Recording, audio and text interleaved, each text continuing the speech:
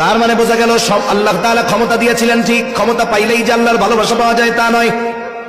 কিন্তু আমাদের সমাজেও কিছু মানুষ আছে যারা মনে করে টাকা পয়সা সম্পদ হলো আল্লাহর ভালোবাসার প্রতীক। এই জন্য অনেক সময় গর্বের সাথে বলে, দেখছেন নামাজ কালাম পড়ি না তাতে কি, আল্লাহ কত ভালোবাসে, টাকা পয়সা সম্মান আল্লাহ কম দেয় নাই, বলে কি বলে না?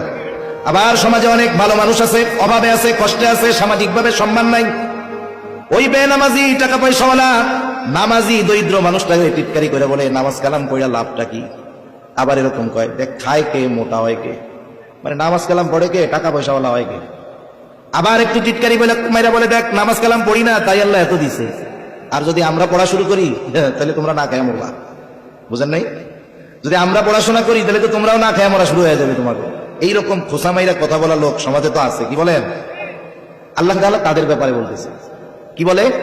আল্লাহ তাআলা বলেন, ফাআম্মাল ইনসানু ইযা মাবতালাহু রাব্বুহু ফাআকরামাহু ওয়া না'আমা।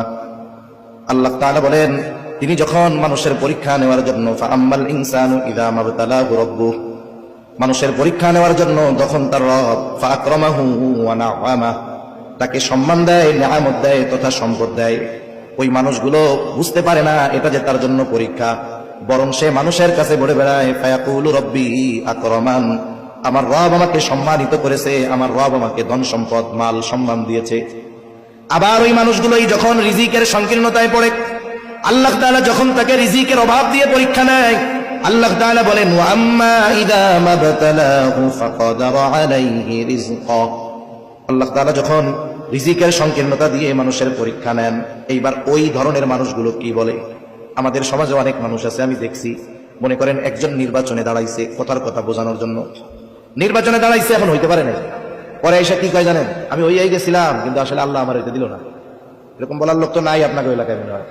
আরে আমি এটা পাইয়াই গেছিলাম কিন্তু আল্লাহ দিল না, তার মানে না পাওয়ার জন্য দোষ দিল কাকে? একটু জোরে বলেন, কাকে দোষ দিছে? এই ধরনের মানুষগুলো যখন রিজিকের সংকীর্ণতায় পড়ে, তারা কেমন যেন বলে, আমি সম্পদ সম্মানের উপযুক্ত ছিলাম কিন্তু আল্লাহ তাআলা আমাকে দেয় নাই। ফায়াকুলু রব্বি আহানান, আমার রব আমাকে অপমানিত করেছে। নাউজুবিল্লাহ। কোন বলেন তো, কেউ যদি আমার আপনার ব্যাপারে এমন কোন বিষয়ের অভিযোগ তুলে যেই বিষয়ের সাথে আমার আপনার সম্পৃক্ততা নাই, ওই রকম বিষয়ের ব্যাপারে আমাকে আপনাকে যদি কেউ দোষারোপ করে, আমি আপনি যতই দুর্বল হই না কেন তার ওই কথার প্রতিবাদ করব কি করব না?